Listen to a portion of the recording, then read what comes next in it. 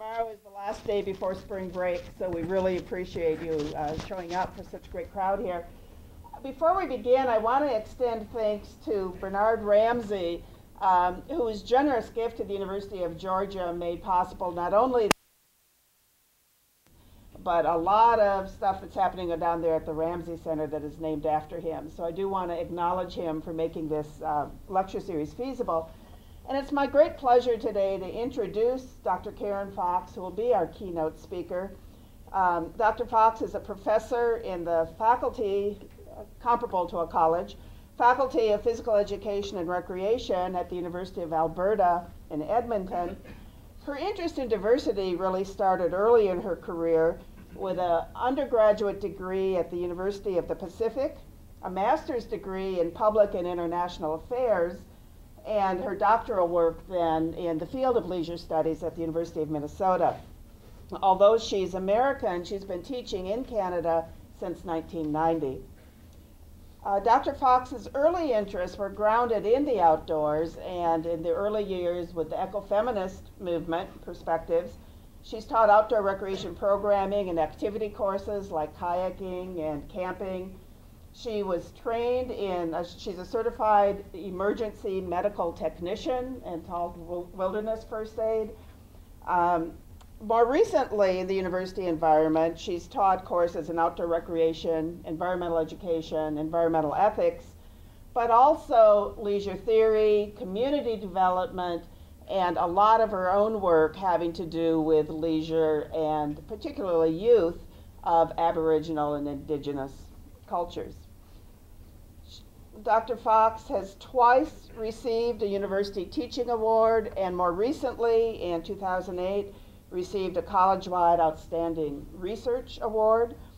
And there's a certain stage in your academic career where one way of describing or encapsulating what your interests are is to look at what the students are doing, the master's and doctoral students who she is mentoring. So let me tell you just some of the topics that her students have researched in recent, just in the past few years: Aboriginal inner city youth and yoga, Indigenous martial arts, Chinese hip-hop and the practice of leisure, extreme metal music and reconceptualization of leisure, exploring the leisure experiences of newcomer Chinese youth, contemporary sport for Aboriginal youth in Canada, leisure conceptualizations, control, and mood for Japanese students. So you can see that not only is her own work quite inclusive of many cultures, but students are coming to her to study for that purpose. She's also received grants for community development projects with immigrant and refugee youth, including Finnish, Japanese, and Chinese Canadians. But perhaps her most visible work has been with Aboriginal hip-hop in a community recreation center where she and a doctoral student at the time did an ongoing project engaging students in hip-hop, and I like to kind of compare that to the kinds of activities, perhaps quite boring, that we do in a lot of our after-school recreation programming with youth. She's been successful in doing research across cultural boundaries because she expresses a genuine interest in understanding the emic experiences and perspectives of the people whose life experiences are different than her own. And as we'll see today, this work has changed her thinking as well. Drawing on Indigenous cultures, Dr. Fox has expressed an ongoing concern that there's something significant that's missing in mainstream North American leisure studies. Her current scholarship examines a more visceral, holistic way of understanding leisure, and just drawing a few phrases from recent presentations that she has given, phrases like yoga and well-being, or the embodied mindfulness and leisure, rethinking leisure, challenging the meta-narrative, and one of my favorites, dancing with being. So Dr. Fox was inducted into the Academy of Leisure Sciences in 2011 in recognition of this long history of very important research in our field. And she'll be speaking to us today I'll let you introduce it because it changed before I got here. So let us all welcome Dr. Fox. Thank you.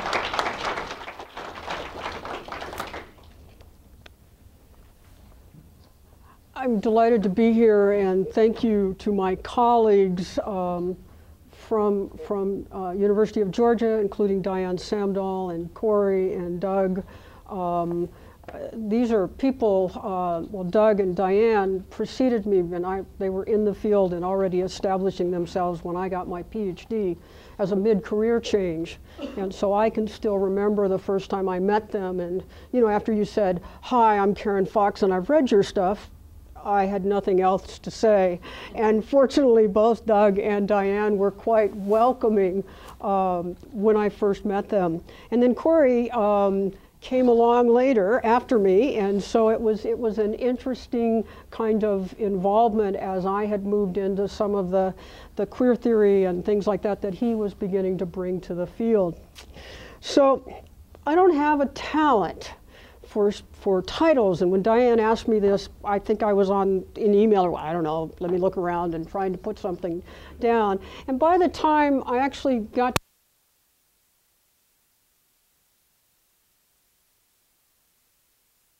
which is really problematic as I travel between indigenous and non-indigenous worlds and practices. And this is really about my struggles of researching and living within those paradoxical ways of knowing. In Aboriginal languages, often verbs are privileged over nouns, different from in English, where we have objects and we tend to focus on the objects. And so things such as knowledges and approaches begin to feel like something that's solidified rather than the process of coming to knowing and then not knowing and coming back to knowing, and which is much more in tune with some of the cyclical indigenous perspectives of how we come to know. So I am here today to share and puzzle with you about whether it is even possible to work between or live in different worldviews.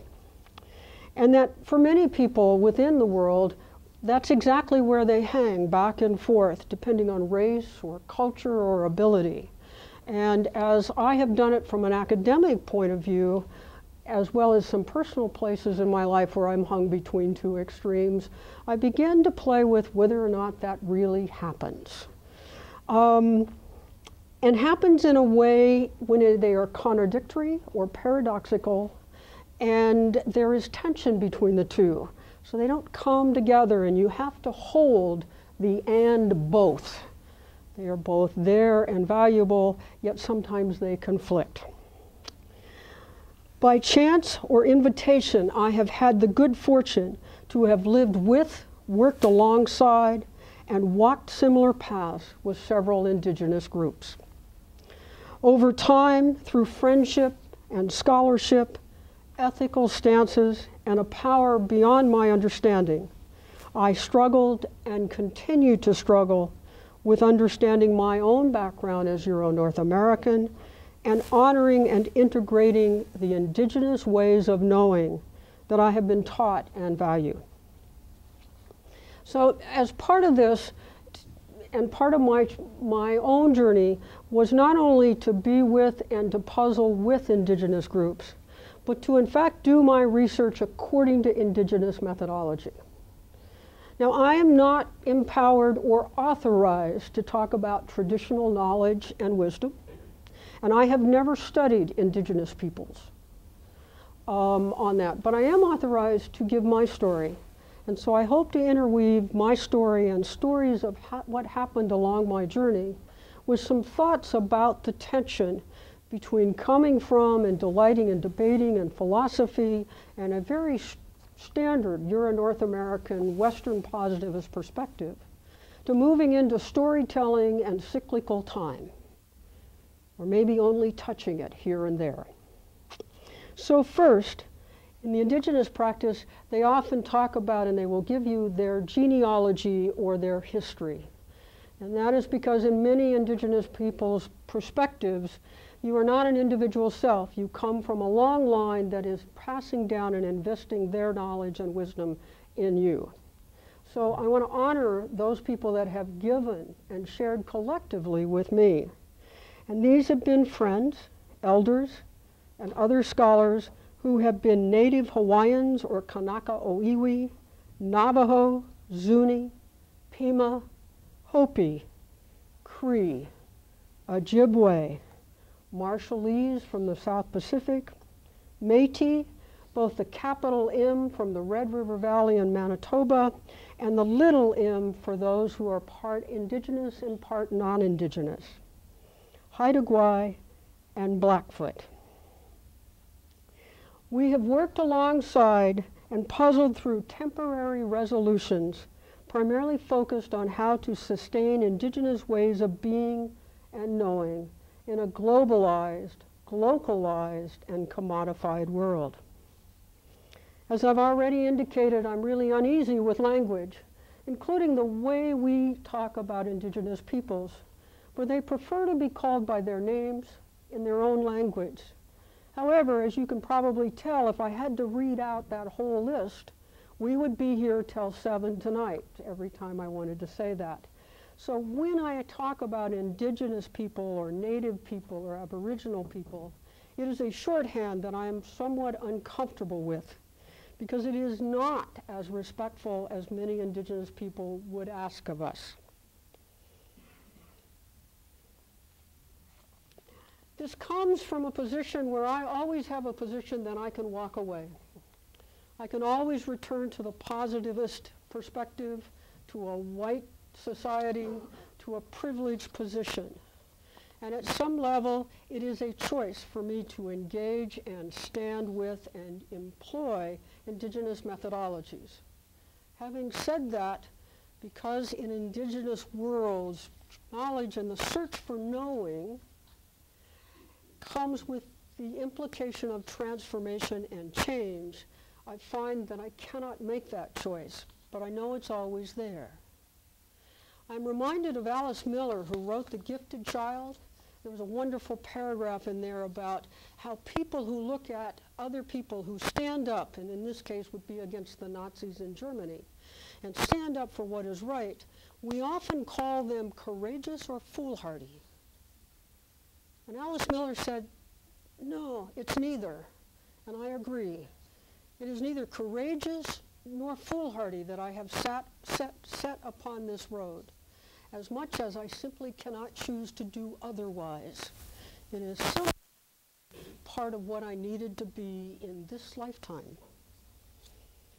Therefore, this presentation is a result from working with indigenous people, as well as trying to engage in their methodologies and their perspectives. Finally, this will not be a very linear and neatly packaged presentation, because in indigenous worlds, time is cyclical. And if you think about it, life is not tied up in plots and beginnings and endings. It is, we add that, we construct that, and we say, here's an ending. But life actually went on that. And so it's more like hypertext or shape-shifting, as I bring in some of their stories and my stories to work with and to hopefully present some ideas and thoughts and maybe even evoke stories within you. I'm persuaded by John Maeda's concept of leadership. He's a president of a design college in New England, where he talks about leadership as enacting, creating improbable connections in the hopes something will happen. And I really enjoy that kind of definition of leadership. So, carbon planning is a process for indigenous people. It's a gift, and it is a collective process. So it's very different from thinking I have knowledge, or I'm the author, or we can publish it under a name, or own it, or copyright it. Even as many indigenous people will engage in those processes because they are in fact trying to protect their own knowledge. And it's fraught with legal issues. So, I want to begin with Thomas King, who is of Cherokee and Greek descent, originally from California,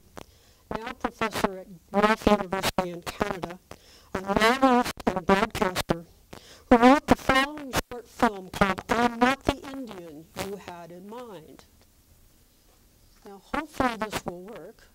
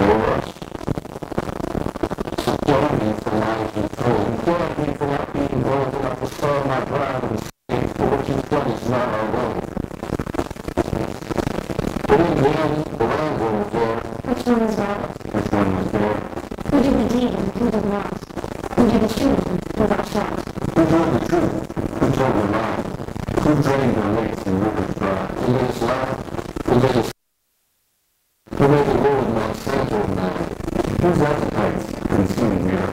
Wasn't me. Wasn't me.